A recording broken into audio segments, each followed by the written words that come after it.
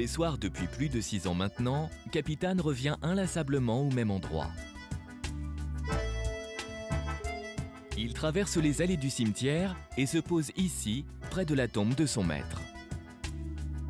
Un exemple de fidélité au-delà de la mort qui rappelle l'amour inconditionnel que le chien porte à l'homme.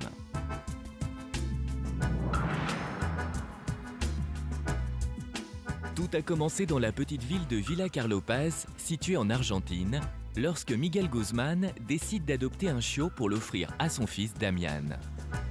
Mais c'est avec Miguel que Capitane va se lier d'une très forte amitié et lorsqu'il décède en 2006, le chien disparaît de la maison.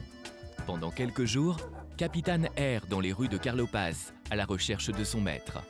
Il finit par retrouver tout seul le chemin du cimetière. Martha est fleuriste ici. C'est elle qui a vu arriver Capitane pour la première fois. Capitane est arrivé un 1er janvier à 10h30 du matin. Il boitait, il était blessé, rempli de mouches.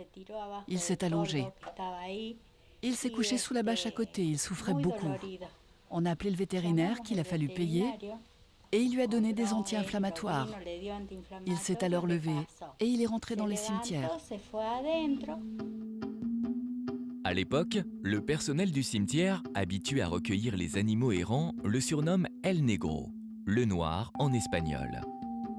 Personne n'a idée à qui est ce chien, ni ce qu'il fait ici. Mais le directeur Héctor Bachega remarque son comportement étrange. Tous les soirs, Capitane monte seul en haut du cimetière. Ce rituel l'intrigue. Cette nuit-là, je suis resté et j'ai attendu. Je voulais vraiment savoir ce que faisait ce chien tout le temps là-haut.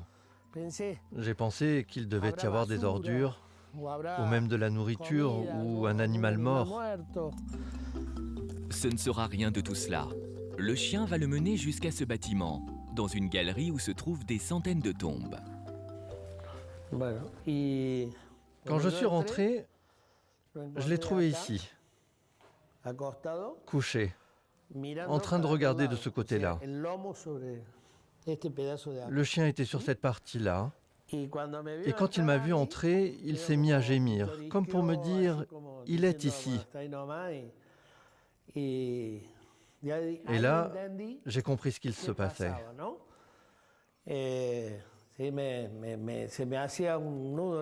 Ça m'a fait un nœud dans la gorge de comprendre que les chiens peuvent avoir des sentiments.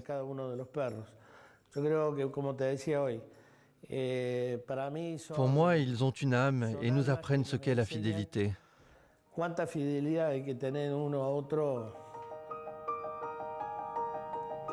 Ce n'est que 3 mois plus tard que Veronica, la veuve de Miguel, et son fils Damián retrouvent Capitane à leur plus grand soulagement. Capitane va bien. Il vit désormais dans le cimetière. J'étais très émue parce qu'on le cherchait partout, on croyait qu'il avait disparu. Et quand on l'a revu ici, on s'est dit, il est venu chercher papa. Ça s'est passé comme ça. Et lui aussi était très content de nous revoir. Ça lui a enlevé un peu sa tristesse.